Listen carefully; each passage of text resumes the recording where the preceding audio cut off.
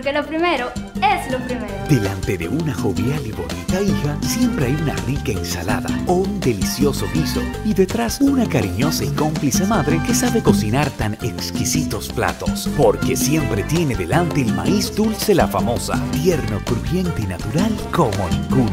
Porque lo primero es lo primero. De La Famosa, claro. Y La Famosa, lo más natural.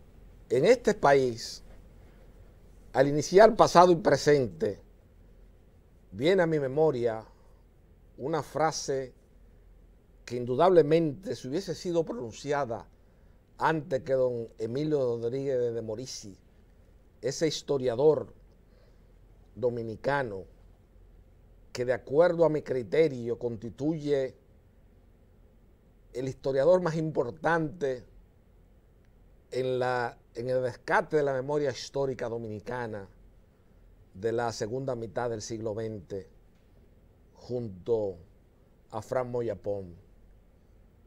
Pero la obra de Morici fue tan abarcadora que en la historiografía tradicional dominicana tenemos que hablar un antes y un después de don Emilio Rodríguez de Morici. Y de Morici, en esas investigaciones históricas que hacía, tenía una obra fundamental, que era uno de los libros de cabecera de mi extinto padre Francisco Carvajal Martínez, como es Frases Célebres Dominicanas. Y rememoro de Morici, porque al iniciar pasado y presente, recuerdo una frase que le señaló a mi padre el presbítero Oscar Roble Toledano, mejor conocido como Pedro Thompson. Y él le decía: Bollón, nosotros en la sociedad dominicana cíclicamente salimos de un problema y entramos en otro problema. Hay una circularidad que se presenta en la cotidianidad. Y eso le decía el padre Roble Toledano, investido de los crisoles que solamente, como yo señalé, en noches anteriores, en compañía, una vez más, del eminente ciudadano Sergio Germán Medrano, que solamente en un país como el nuestro no supo aquilatar nunca en su justa dimensión, ni lo ha aquilatado aún, la magnitud y el tamaño del cerebro del padre Roble Toledano. Roble Toledano, de acuerdo a mi criterio, constituye, junto a Andrés Avelino García y Solano,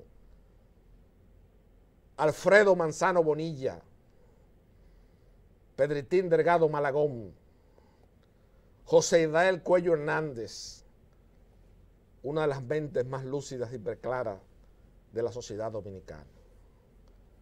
¿Y por qué? ¿Por cuáles razones, motivos, circunstancias, al iniciar ante el país pasado y presente, rememoro esa frase del presbítero Roble Toledano en esas conversaciones coloquiales y fraternales que sostenía siempre con mi extinto padre Francisco Carvajal? Es precisamente para decir que nosotros, cíclicamente, en la vida contemporánea dominicana, en esa contemporaneidad que muchas veces hacemos análisis de manera desapasionada y objetiva en este espacio de televisión, y que en semanas anteriores, don Sergio Germán Medrano y yo analizamos ante el país lo que había sido el inventario, el resultado de haber transcurrido prácticamente una década y media de la entrada e implementación de la Ley de Seguridad Social en la República Dominicana. Y hemos visto durante el transcurso de esta semana cómo una controversia surgida con una compañía privada y las clínicas y del país, cómo eso copó en un momento determinado y creó cierta inquietud en la sociedad dominicana por el tamaño, diríase, que tiene en el mercado de la seguridad social esa empresa, aquí en los médicos y las asociaciones de clínicas privadas en República Dominicana pretendieron hacer un boicot que, gracias ya a las noticias que se han publicado en los medios de comunicación del país, eso ha quedado en el pasado. Pero no obstante a eso, creemos de vital importancia, de vital trascendencia, que en la sociedad dominicana nosotros, que somos muy dados a hacer reformas sectoriales a la velocidad de la luz, sin sopesar el impacto que puede tener en un hábitat geográfico con las características sociológicas como el nuestro, que somos muy dados a eso, tenemos que indefectiblemente aprender esto como una lección y prepararnos para visualizar y adaptar más a nuestra realidad la ley de seguridad social. Una ley bien intencionada, un logro indudablemente de la administración de don Hipólito Mejía Domínguez, pero a fin de cuentas, el resultado, la auditoría de gestión, como dirían los auditores, como dirían los pragmáticos, los cerebros de esas firmas de auditores importantes en República Dominicana, al fin de cuentas, el balance final, nosotros entendemos ante el país que aunque hemos avanzado, el balance es negativo con relación a la aplicación de dicho texto de ley, porque lo que ha servido es para que un sector importante del capital financiero dominicano maneje los fondos de pensiones. La misma ley creó una trampa, fue diseñada por esos legisladores que hay en la República Dominicana, de la muerte de Trujillo para acá, porque tenemos que tomar como referencia siempre partir de Trujillo, porque es el referente obligado, es el punto de partida esa noche del 30 de mayo, esa especie de acto de contrición que constituyó ante el país la noche del 30 de mayo de 1961, por los favores materiales que recibieron muchos de los conjurados del tirano. Ese será el punto de referencia obligatorio para uno analizar los temas trascendentes de la agenda nacional. Y si tomamos como punto de partida esa noche, en la seguridad social en la República Dominicana, hemos caído en un proceso de involución. Hemos avanzado como sociedad, como país. Muchos organismos internacionales que sectorialmente analizan el comportamiento de diversos estamentos de la sociedad dominicana nos dan calificación, nos establecen notas. Y en esas calificaciones y en esas notas, nosotros siempre figuramos en los últimos lugares. Qué rara paradoja y qué rara contradicción cuando vemos esos resultados que dan esos organismos internacionales y cuando vemos las declaraciones que emiten las autoridades monetarias y financieras del país sobre el comportamiento de la economía. La sociedad dominicana, Francisco Carvajal Hijo, en estos últimos años he sostenido el criterio que al margen de la posición política de cada dominicano, que no es competencia de atribución de pasado y presente, de elucidar ese aspecto de las ideas políticas, sino simplemente rendir tributo y memoria a las figuras que en los diversos fastos de la historia contemporánea nacional han reafirmado la dominicanidad, y analizar los temas de la contemporaneidad es precisamente buscar que se discutan los temas trascendentes de la sociedad dominicana. Esta noche, ya como una costumbre preestablecida en este espacio de televisión, me acompaña mi fraternal amigo, don Sergio Germán Medrano, que se ha constituido en los últimos años en una especie de interlocutor válido frente al país, porque, como yo reitero, aquí en República Dominicana, y voy a hacer otra disgregación, aunque me tome unos minutos de más, pero en República Dominicana aquí tenemos mucha gente en los pasillos, en las oficinas, discutiendo y hablando y teorizando del deterioro de las fuerzas sociales y morales de la sociedad dominicana en la contemporaneidad. Pero nadie sale, nadie quiere arriesgar el ejercicio de una profesión liberal para venir a emitir juicios de valores en televisión sobre aspectos que tienen que mejorarse en la sociedad. Aquí, en cada esquina, en cada colmado, en cada hogar, tenemos un dilectante, un fervoroso opinante de los temas nacionales, pero nadie quiere comprometerse, nadie quiere darle frente. Y Sergio Germán Medrano tiene la peculiaridad, tiene la impronta, tiene, diríase, un atributo a su personalidad que independientemente, de acuerdo a mi criterio, de ser el abogado de litigio en materia civil que más éxito ha cosechado en los últimos años en la República Dominicana, por los diversos casos importantes que ha participado, donde ha obtenido ganancia de causa, y no es competencia de atribución de pasado y presente, mencionar algunos, pero todo el país y todo el que está en los codedillos judiciales lo conoce. Sergio Germán Medrano siempre también está dispuesto a opinar en República Dominicana sobre los temas trascendentes en televisión. Y eso es indudablemente una posición loable y patriótica que le viene de esa vena que en sus años juveniles profesó al ser un miembro destacado de la agrupación política 14 de junio, que de acuerdo a los historiadores dominicanos, de acuerdo al criterio de mi extinto padre Francisco Carvajal Martínez, constituyó la agrupación política de más sustentación social que había en la República Dominicana al pasar ese, como yo he definido, ese acto de contrición de la noche del 30 de mayo, y que tenía los mayores credenciales para ocupar la conducción de los destinos nacionales. Inmadurez política, azar, otros factores impidieron que ese grupo ascendiera a la conducción de los destinos nacionales. Con Sergio Germán Medrano vamos a adentrarnos sobre los temas de la contemporaneidad en la sociedad dominicana, luego de la primera pausa de pasado y presente esta noche frente al país y la sociedad dominicana.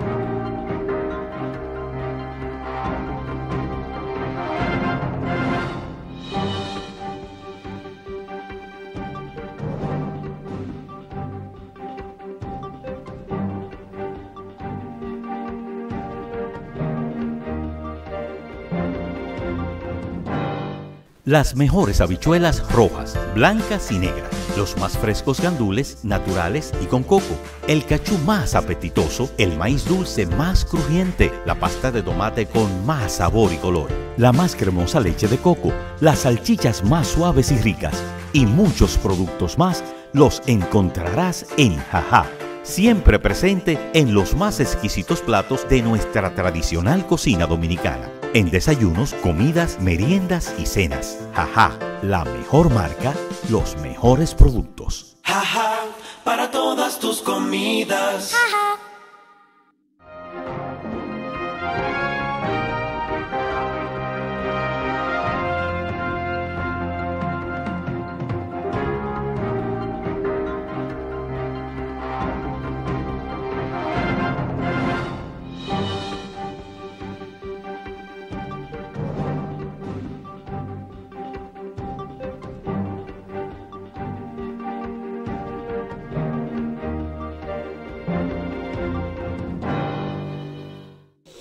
Buenas noches, don Sergio Germán Medrano. Buenas noches, Carvajal. Muchas gracias por tu elogiosa palabra a mi persona, que las acepto humildemente. Y sobre todo, proveniendo de ti, que tienes una formación familiar, una formación heredada de tu padre, que te permite tener preeminencia en la opinión pública por tus condiciones personales y por tus condiciones familiares. Así que muchas gracias. Tú hiciste referencia a un tema que ha sido tratado en varias oportunidades por nosotros, como es el de la seguridad social. En este caso, el problema de las ARS. Ya habíamos hablado del problema de los fondos de pensiones en programas anteriores también, y del uso que se le estaba dando, o el desuso en todo caso, que se le estaba dando a los fondos de pensiones, que estaban acumulando cientos de miles de millones de pesos en manos de instituciones financieras sin beneficiar a las personas que han acumulado esos fondos con su ahorro y con su trabajo, que son los que deberían estar pensionados y los pensionados para mejorar sus condiciones. Pero en este caso, lo que ha ocupado la atención de la opinión pública es el problema de las ARS con los médicos. Evidentemente, un problema que confrontó a dos sectores que se benefician de la seguridad social, porque se benefician las ARS y se benefician los médicos, cada uno en las medidas de los servicios que prestan.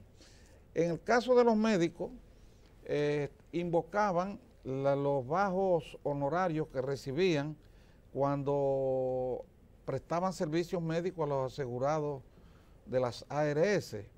Finalmente, parece que llegaron a un acuerdo que no ha estado todavía bien transparentado ante la opinión pública. Exactamente, que no ha estado bien puesto en conocimiento de la opinión pública, pero al fin y al cabo es una solución o un problema entre dos partes, en medio de las cuales se encuentra el paciente, el asegurado. Sin nadie que lo defienda. Exacto, que es el paciente, que no tiene nadie que lo defienda porque no hay una organización de los beneficiados con la seguridad social. Ahora, yo siempre he pensado que el sistema de la seguridad social, lamentablemente aquí, tiene lo que para mí es no un defecto, pero sí un aspecto que debe ser revisado. En todas partes existe la seguridad social, el seguro privado de salud, pero existe también un seguro público que parte del Estado, claro, que es la seguridad social del Estado. Esa seguridad social del Estado generalmente como no produce beneficios, el Estado no busca beneficios, sino lo que busca es que se le preste un buen servicio al asegurado, es más eficiente y lleva hacia los asegurados unos beneficios mayores, y generalmente tú oyes en los países donde existe la seguridad social del Estado la conformidad con los asegurados y cómo los trabajadores quieren pagar religiosamente su seguro para cuando se retiren recibir los pagos de las pensiones, y mientras no se han retirado, tanto antes del retiro como después, contar con una tarjeta de seguro que le provee todos los servicios médicos con la mejor calidad y al más alto nivel que se le presta también en el seguro privado. Aquí, lamentablemente, nada más el tema del seguro privado. Entonces, como es el seguro privado, han surgido estas controversias entre las cuales, por una parte, las aseguradoras son compañías, son sociedades de comercio. Lo que buscan es beneficio, lucro, aumentar en la medida de lo posible las ganancias que obtienen. Los médicos, por su parte, aspiran a que se les paguen unos honorarios que ellos entienden que deben ser los adecuados y para los servicios que prestan. Claro. Entonces, entre una y otra cosa, está el problema de que los que estamos asegurados, entre los que me incluyo yo, Pero yo me incluyo en eso porque nosotros, en nuestra oficina de abogados, Paga un seguro complementario. pagamos un seguro. Dejamos un seguro complementario que da una mayor cobertura, que es lo que establece la base de la seguridad social. Se le da un seguro complementario. Sí, pero pero partimos del seguro básico, Claro, que lo mejoramos, pero claro. estamos asegurados con la ARS. Y Exacto. también hemos tenido los problemas, porque ¿cuáles son los problemas que hemos tenido? A cada rato los empleados dicen que fueron a una farmacia con una receta de un médico y cuando llaman a la seguridad social les dicen que ellos no pagan esos medicamentos. Entonces, ¿en qué estamos?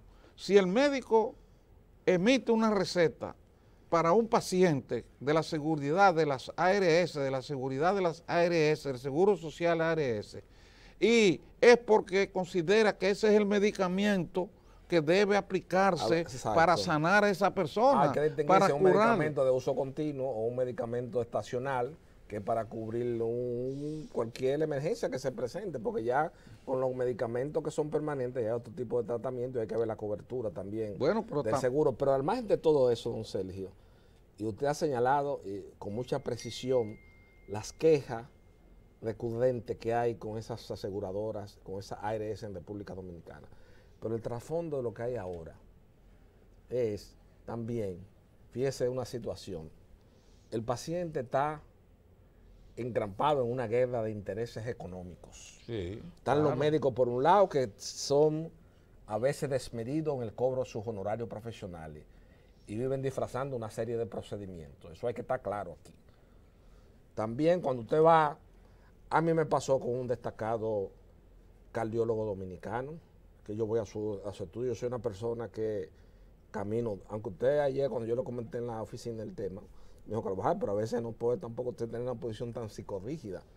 Pero yo voy a un cardiólogo, me recomendó 5 páginas de estudio. Cuando usted viene a ver, esos estudios se hacen en centros de diagnósticos, que si usted se va al registro mercantil de esas sociedades comerciales, y la mayoría son de médicos, porque es que el problema del ejercicio de la profesión liberal de la medicina en República Dominicana se ha convertido en un negocio monocrático. Entonces la compañía aseguradora, esa ARS con la que se tiene el problema, que hay un conflicto, porque esa ARS, yo conozco bien el tema, de dónde que viene eso, porque es un tema que no solamente está influenciado, esa huelga que se hizo contra el derecho humano, no está solamente influenciada por los médicos y las clínicas y los actores de la situación, también por las otras compañías que son competencia de ellos, que hacen la misma práctica. En República Dominicana, todas actúan de la misma manera. Todas hacen la misma manera. Entonces, ¿qué pasa? Ahí está la DIDA, que supuestamente es para defender el organismo más inoperante que hay en República Dominicana, es la DIDA. Yo recuerdo una vez que Nelcida Marmolejo, al terminar la primera administración del doctor Leonel Fernández Reina, correspondiente al año 96-2000, el periodista Julio Martínez Pozo la mencionó en un programa que ella había sido beneficiaria con uno de los primeros apartamentos que hizo el PRD en la Luperón, donde ella reside.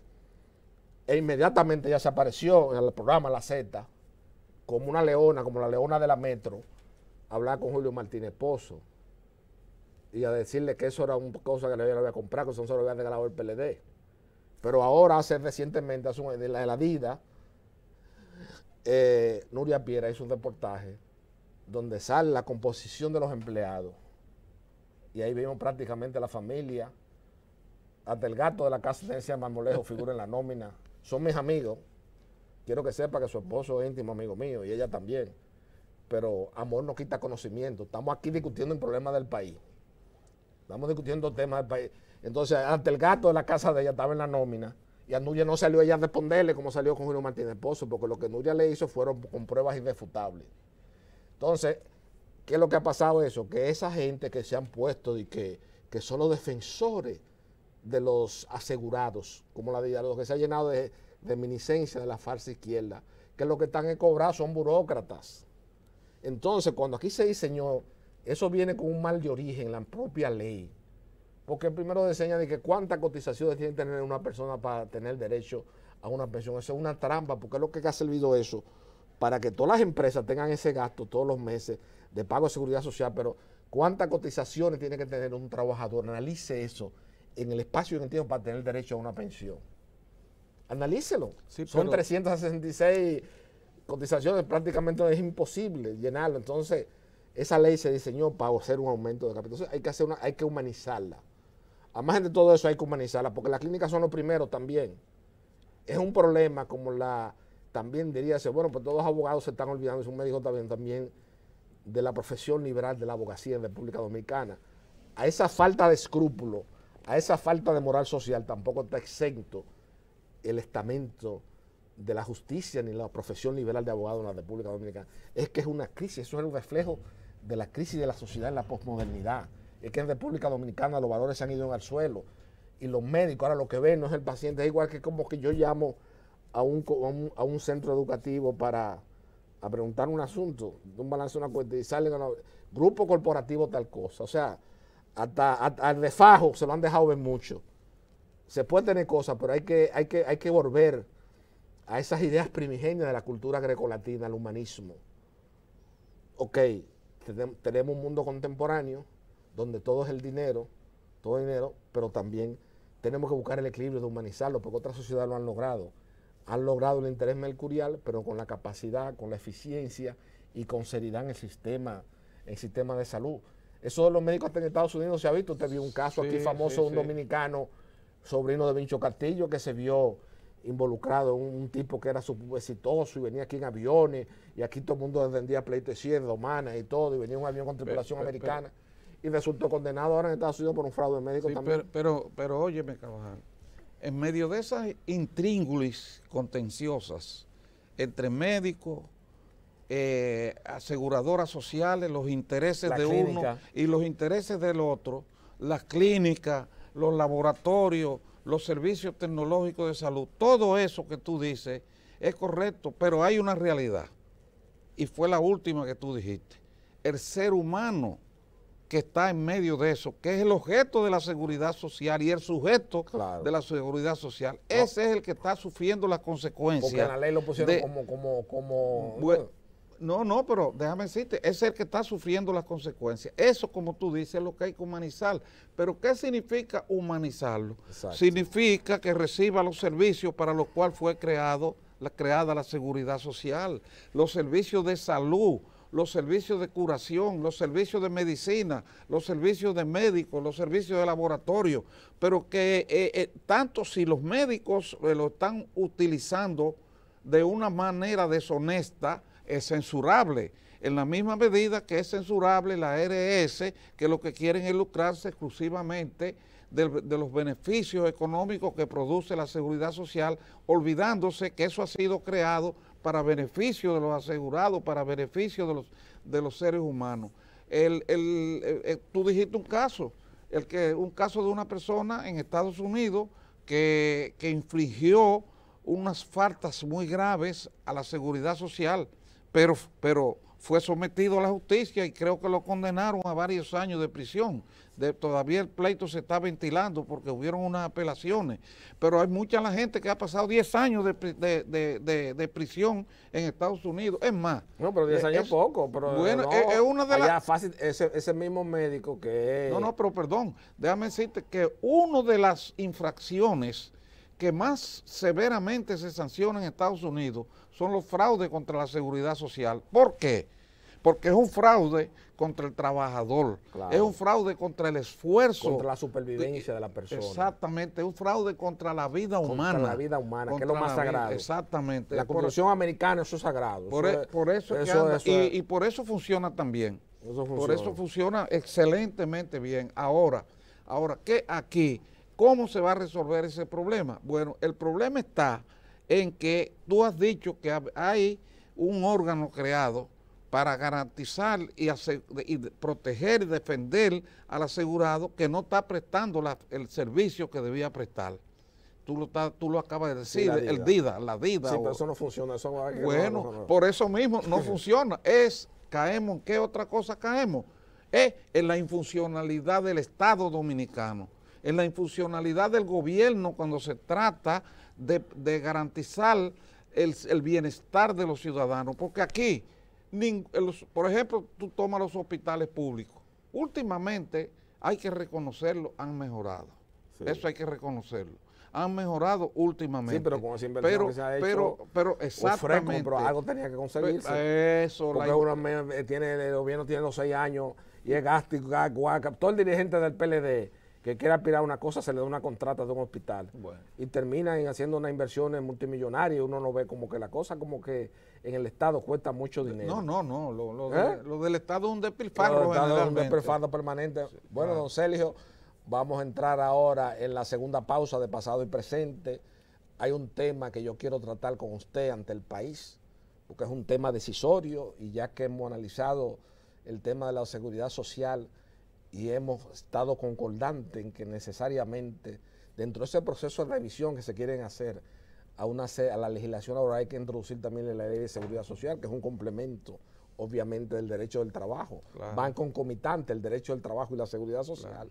Hay que analizar y también ver qué se puede hacer con esa ley, porque obviamente a la fecha lo que hemos visto que ha servido para enriquecer. Aquí hay administradoras, y no es que estamos teniendo una misión del medioevo español donde se veía como pecaminoso acumular riqueza, no, muy por el contrario. No. Lo que queremos es buscar un punto de equidad y de justicia, porque el que genera riqueza es lo que genera progreso, eso estamos claros. Y que las instituciones que son creadas para un servicio público, para el bienestar de los seres humanos, cumplan su función. Exacto.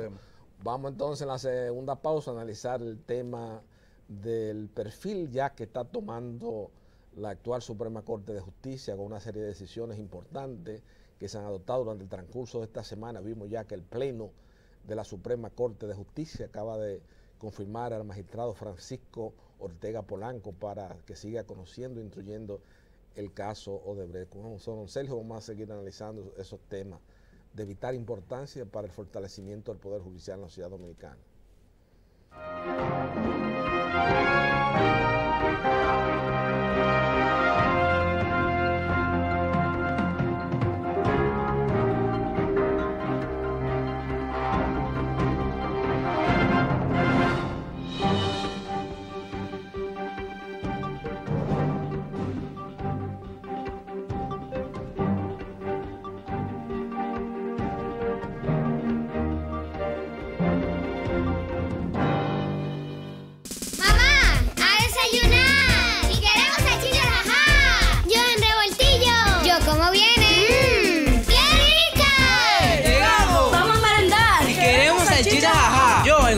Yo prefiero más picar. ¡Exquisitas! ¡Hora de comer ya! ¡Ey! ¡Queremos salchichas, ajá! Yo en un locrio. Yo con salsa y mucho pan. ¡Deliciosas! Y tenemos que cenar. Y queremos salchichas, ajá. Yo guisadas y con fritos. Yo con papas y a la brasa. Nutritivas. Y mañana Dios dirá que queremos salchichas, ajá. Llenas de cóctel, de pollo, de pavo y picantes.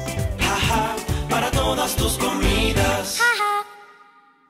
Porque lo primero es lo primero. Delante de una feliz pareja siempre hay unos gandules guisados con coco o un sabrosísimo mono de gandules y detrás una sabia y tradicional herencia para cocinar tan sabrosos platos. Porque ella siempre tiene delante los gandules La Famosa, verdecitos, frescos y con coco. Porque lo primero es lo primero. De La Famosa, claro.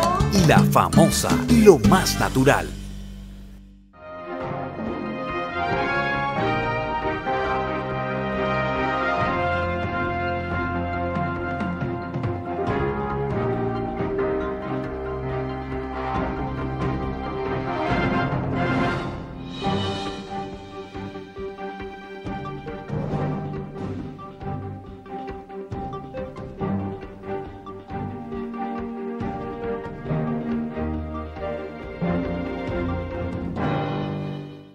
Don Sergio, antes de irnos a la pausa, yo comentaba y hablaba que ya durante el transcurso de esta semana el Pleno de la Suprema Corte de Justicia rechazó la recusación formal que se le hizo al juez Francisco Ortega Polanco, el juez designado por la Suprema Corte de Justicia para instruir el proceso del caso de Odebrecht. Fue rechazada una recusación elevada por los abogados de un gran amigo mío, el doctor Conrad Pitalú Garcerno, que es una persona decente, es un abogado de cierta forma y que a mí realmente me causa, porque yo soy solidario con el amigo, yo soy una gente que porque usted esté en desgracia, el primero que vaya a defenderlo soy yo, pues yo soy así. Papá me enseñó a ser así. Claro. Cuando Rafael Luciano Pichardo salió de la Suprema Corte de Justicia, el primer abogado que entró por esa oficina fui yo, de la oficina de él. Y me dijo, yo sabía que eras tú que ibas a ser el primero que entrara. Y eso me llenó de gran satisfacción. Conrad Pitaluga es nieto de una gran educadora en la era de Trujillo, que poca gente, pero como aquí se ha perdido ya la noción, nadie sabe lo que nadie sabe quién es nadie. Aquí lo que vale un tal, un alfa, un tal omega, un tal que sé yo qué, una serie de cosas, y la gente está en cosas de farándula. Es nieto de Amadita Nivar de Pitaluga, una gran poetisa y escritora dominicana en la era de Trujillo. Nieto de doña Amadita, doña Amada Nivar de Pitaluga. Amadita es una hija de ella, que tiene un laboratorio, por cierto.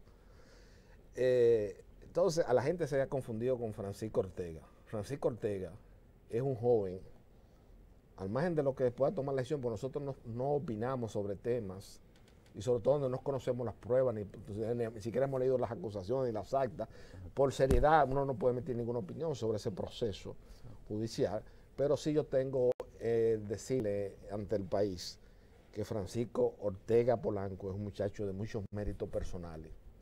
Es un muchacho que tiene unos méritos increíbles, primero porque es un muchacho que viene de abajo, comienza en la esquina joven del periódico Hoy, fue un juez serio, rectilíneo, una persona de una conducta vertical, ha escrito algunos libros importantes en el ámbito del procedimiento penal y en el derecho administrativo. Yo creo que es un juez de cierta importancia. Vamos a esperar que este proceso él se aboca a su conocimiento. Como le digo, a veces me siento apenado porque hay un gran amigo mío que está envuelto en esa situación y yo tengo que ser solidario con el amigo, pero también tengo que reconocer las condiciones y las atribuciones de ese juez. Pero tú sabes que en los casos de jurisdicción privilegiada, como son los casos que se ventilan por primera vez en la Suprema Corte de Justicia, porque involucran a personas que tienen el privilegio de ser juzgados por la Suprema Corte de Justicia, son casos muy complejos y muy difíciles porque no agotan el tránsito jurisdiccional que va ordinario desde la depuración que comienza en primera instancia, pasa a la Corte de Apelación y después termina en la Suprema Corte de Justicia. Sí. Pero, los jueces inferiores hacen un trabajo, ¿verdad? Puede ser equivocado o puede ser bien llevado, pero al fin y al cabo organizan un expediente que va a apelación ya organizado. Los jueces de la apelación lo que deben hacer es mejorarlo y de hecho lo hacen.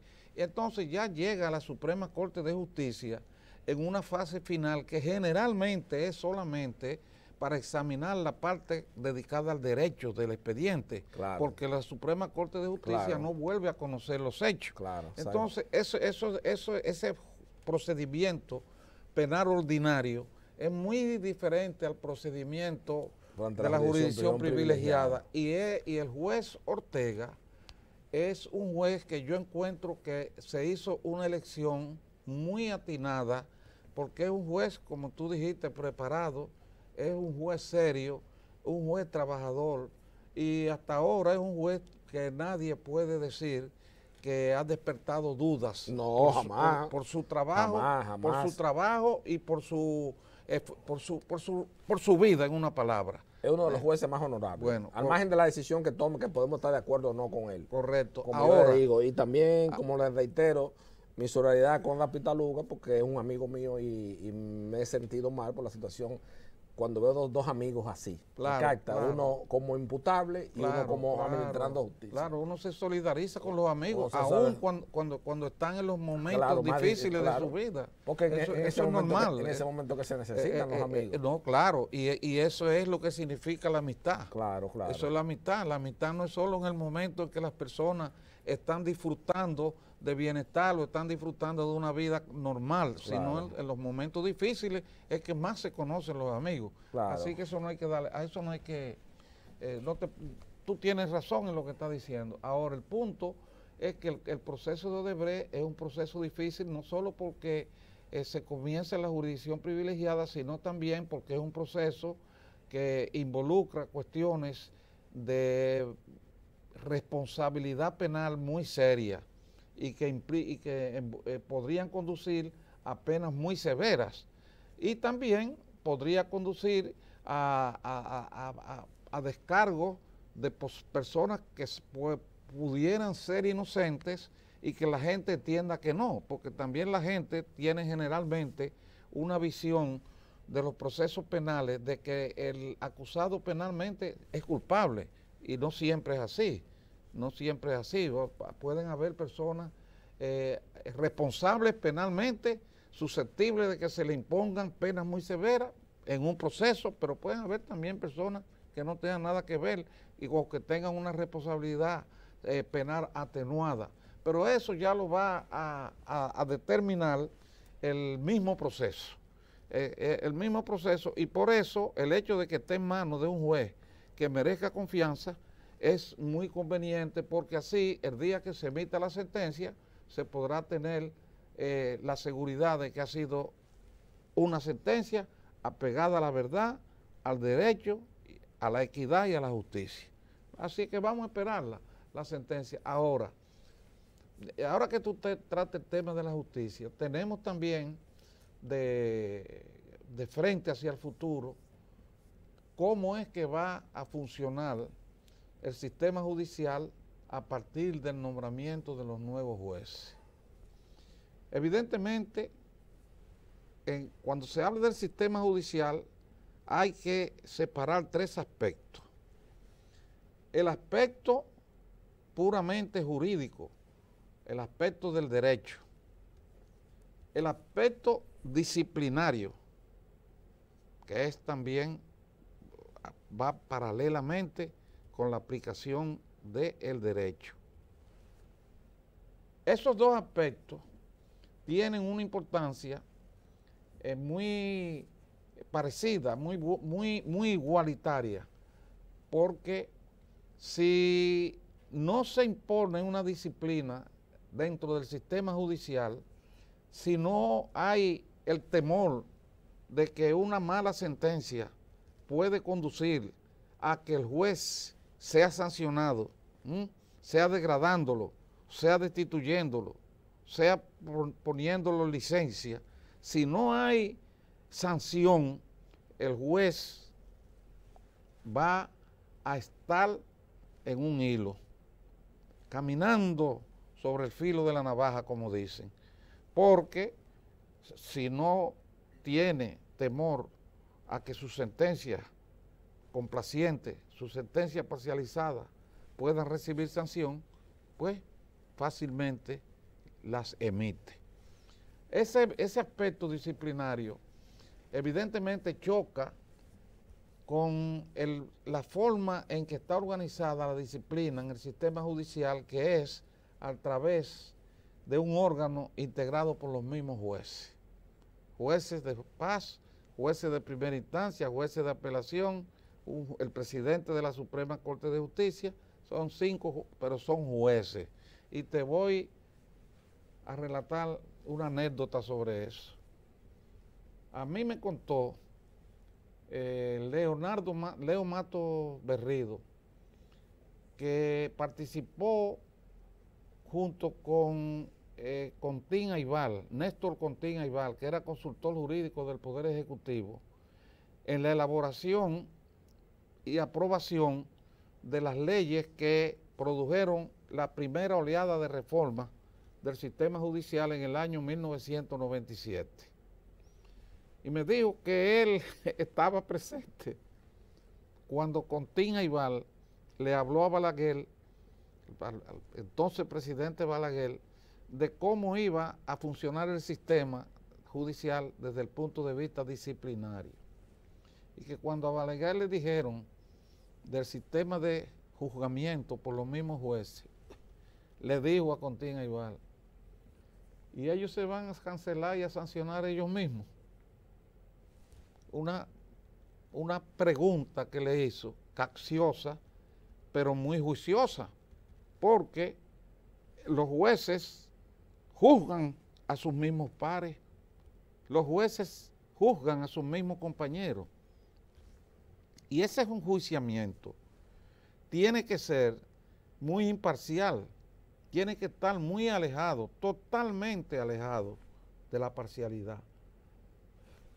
Pero el ser humano tiene también su parte sensible, tiene también su parte donde se compenetra con las vicisitudes y los problemas que tiene un compañero de trabajo, un amigo.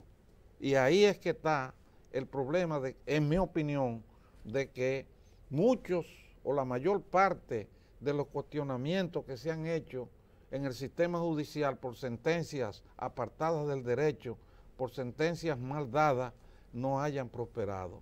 Entonces, vamos a ver ahora cómo va a funcionar eso, cómo este nuevo presidente de la Suprema Corte de Justicia y los nuevos jueces de la Suprema Corte de Justicia van a organizar y van a manejar ese sistema de sanción y de enjuiciamiento de los jueces por los actos que cometen en el curso de su actividad jurisdiccional. Dice que... Bueno, Sergio, vamos a entrar ahora en la tercera pausa de pasado y presente para ya entrar en la parte final.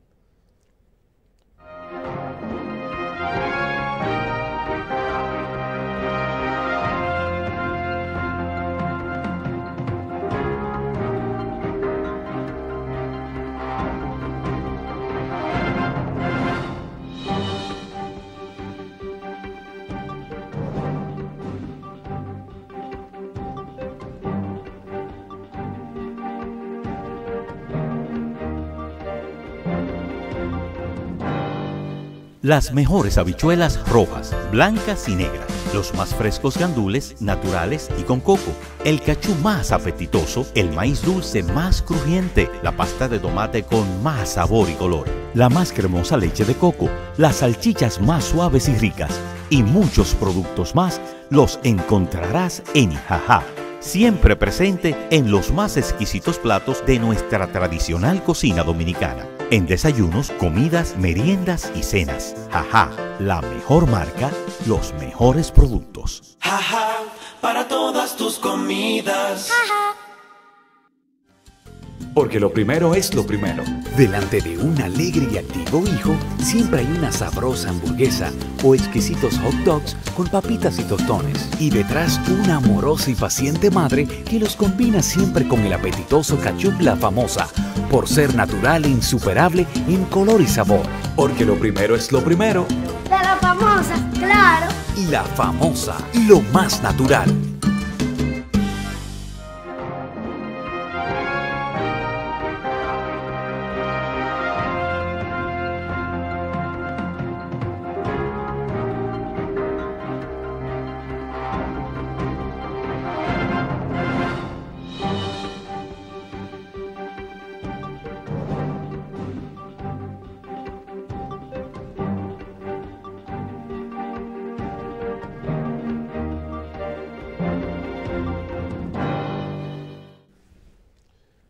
Otros dos aspectos que tienen que también afrontar los nuevos jueces de la Suprema Corte de Justicia son el tema, además de la disciplina, son el tema de la mora judicial y el tema de la calidad de las sentencias. En cuanto al tema de la mora judicial, ese es un tema sumamente preocupante y más que preocupante, angustiante. Cuando se llega en un sistema judicial al punto en que se ha llegado ahora, en que para terminar un proceso no hay que estar no menos de 8 o 10 años. La situación es para los justiciables, es decir, para los que recurrimos al uso del sistema judicial, es insostenible. Pero no es viable. No es viable. No, pero óyeme, es un asunto muy serio el que hay. Es más, yo te puedo decir a ti, yo en estos días recibí una sentencia, y la tengo ahí, se la puedo mostrar a cualquier juez que la quiera ver, de donde un caso terminó luego de 20 años en la justicia. Óyeme, una cliente obtuvo en primera instancia una sentencia a su favor, que en esos tiempos fue una indemnización de 500,000 pesos. Hubo una apelación y hubo un recurso de casación. En el recurso de casación, entre primera instancia y apelación, se tardó unos 3 años y pico, 4, pero se quedó 15 años, 16 en la Suprema Corte de Justicia. Yo escribí como 5 o 6 cartas pidiendo que se fallara ese caso. Finalmente lo fallaron hace 4 o 5 meses, pero ya esos 500,000 pesos, que en aquella época representaban $80,000, lo que representan ahora son ¿cuántos? Esos 500, $10,000.